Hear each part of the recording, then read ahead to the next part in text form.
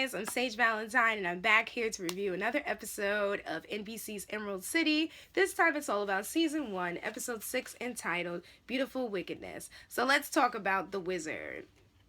Man, he is something else. After watching this episode, everything I thought about that character was correct. And on a side note, this weekend I went to see the movie Rings.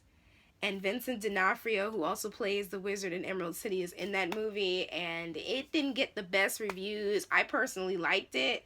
So if you want to see an awesome performance, another one by Vincent Donofrio, definitely go see the movie The Rings. But as far as Emerald City is concerned, that wizard is something else. And he was something else before he even became the wizard, when he was just Frank. Apparently back in '96, he worked with Jane, who patched up Jack. He worked with Karen Chapman, who is Dorothy's mom, and this dude named Roberto. Needless to say, Karen, Jane, and Roberto did this experiment to create energy out of thin air that went haywire. And this problem led to the death of poor Roberto. And it led to Jane, Karen, and Frank being sent to Emerald City.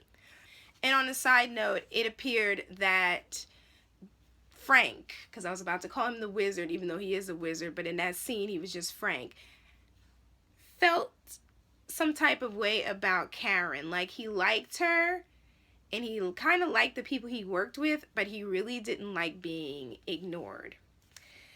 So in another scene, Eamon reveals that there's a magical barrier blocking Lucas from his memories. So that's the reason why Lucas can't remember anything.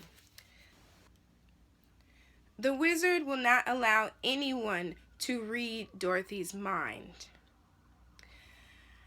But he also won't tell Eamon what his connection is to Dorothy. So at this point, I'm like, how does this dude know Dorothy? And I'm like, please don't let him be her father, because that would be really, really messed up.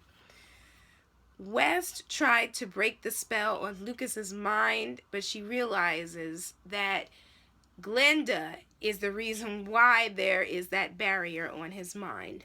Okay, Tip sees Jack. She tells him that she loves him. She's so happy that he's alive, and Jack just kind of pulls back. He bristles, and he doesn't trust her anymore after she didn't help him, and she left him to fend for himself. But in reality, at that point, when Tip pushed him, she was already distraught at the fact that her life was a lie, and she wasn't a boy like it appeared that she was, and that she had to deal with the fact that she was a girl, and then Jack kissed her, and it just confused her, and she didn't mean to push him.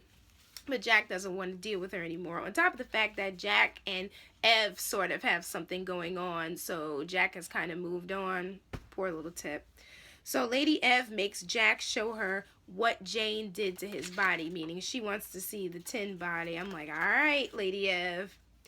West can't break that spell that Glinda put on Lucas's mind, but she says that she can work around it. The wizard convinces Lady Ev to create guns and bullets, and she's like, listen, I might do it. I might.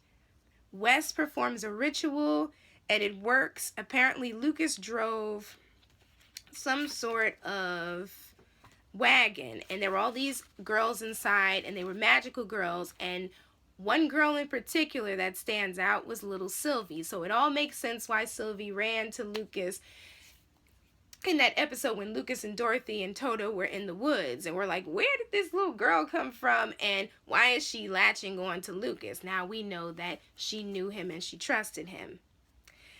All of a sudden, this battle broke out between Lucas and the wizard's men. Lucas ended up killing a couple of those men, like he thought he did, or he realized that he had done. And he got stabbed, and the little girls, he told them to run off. So that's the reason why he got separated from little Sylvie. Dorothy learns that she is valuable as Glinda's ally, but I'm sitting here like, I wouldn't trust Glinda, because Glinda is extremely shady. West tells the wizard that Glinda lied to her and to him. Apparently, Mother South might be alive, and I'm thinking, so is Karen Chapman Mother South? Like, what's going on with that situation? And only Mother South could make witches, which is the reason why West thinks that she might be alive. And she warns the wizard that Glinda's little witches are coming for him. So he was so focused on the beast and Dorothy that he couldn't even see that Glinda was coming for him. Why am I not surprised? And with those witches, Glinda will end up taking Emerald City from the wizard if all goes according to plan. So Elizabeth helped free Lucas and Dorothy, intending to send them to Glinda. But Dorothy ends up following Eamon to go get little Sylvie. Okay. We learn that Karen, Jane, and Frank the wizard, before he was the wizard, met the Munchkins back in 1996 because that's where they landed through the vortex. And Eamon gives Dorothy little Sylvie and Toto. Jack tells Lady Ev that her father, whose memory is bad, has gone missing. And I'm just like, where did this dude go? Because you know how when people have Alzheimer's and stuff, sometimes they disappear and you have no idea where they went. They just walk out the house. That's why a lot of times, on a side note, when someone is diagnosed with having Alzheimer's and they display the different symptoms and you can see it and they really start forgetting stuff, sometimes people put monitors on them, or if they're staying at an old folks home, a lot of times they'll have like a monitor that will beep if they get too far to the door, and they'll let people know like this person is about to walk out and about to disappear. So we learn that, thank goodness, Dorothy's father was poor Roberto, who died. And the wizard claimed that he tried to save Roberto, but no. After watching that episode, you realize he did not try to save him when you think about it. Lady Ev's father wandered towards Toto and Sylvie's hiding place.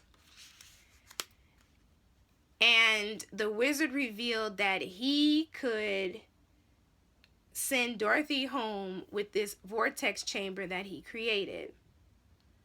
He believes that it's Dorothy's destiny since she returned to Oz after being born in Oz, because we did see that scene where he was holding little Dorothy when she was a baby after she was born, so clearly she was born there. It's Dorothy's destiny to save Oz, and that's why she was brought back to Oz. He needs her help to stop Glinda. Okay.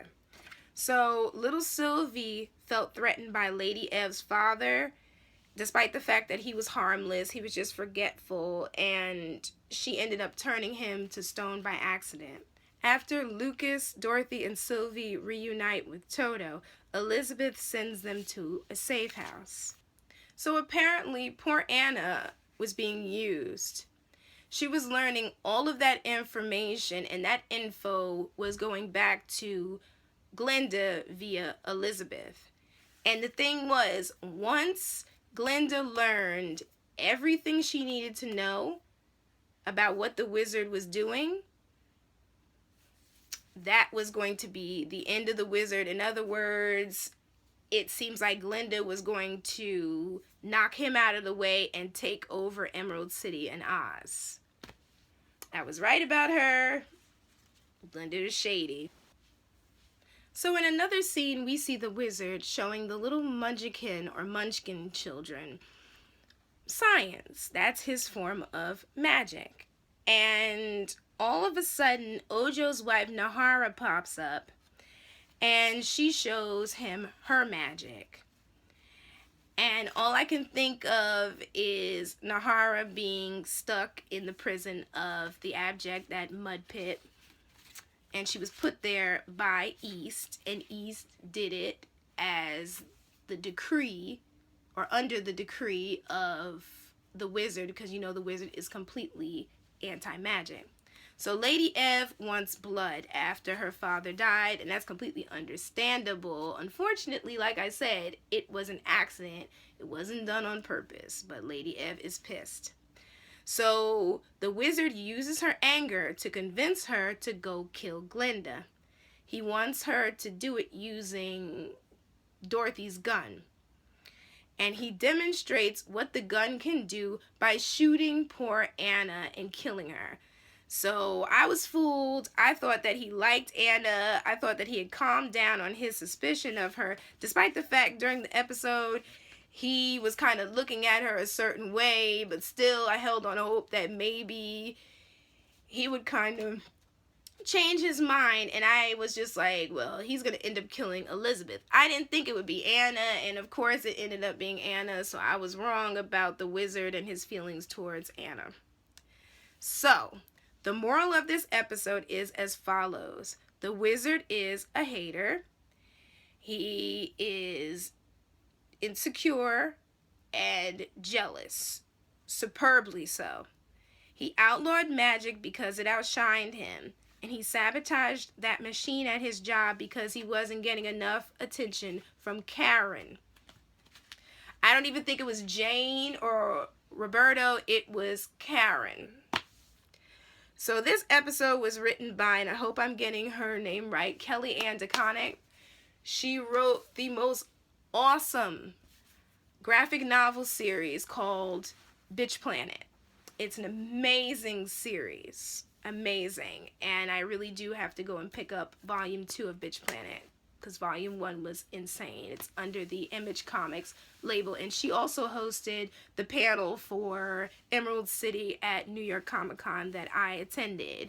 She did an amazing job, and I hope that if the show returns to New York Comic Con that she will host the panel again, because she was fantastic. But anyway, guys, this is my favorite episode. In my opinion, it was the best episode so far. Thank you so much for being so patient with me. My voice is all messed up. Hopefully by the time I do my 24 Legacy review, my voice will clear up. But you all take care, and I will be back to do my reviews of 24 Legacy, Emerald City Episode 7, and Walking Dead on Sunday. That is Season 7, Episode 9. So I love you all. Bye, guys. Bye.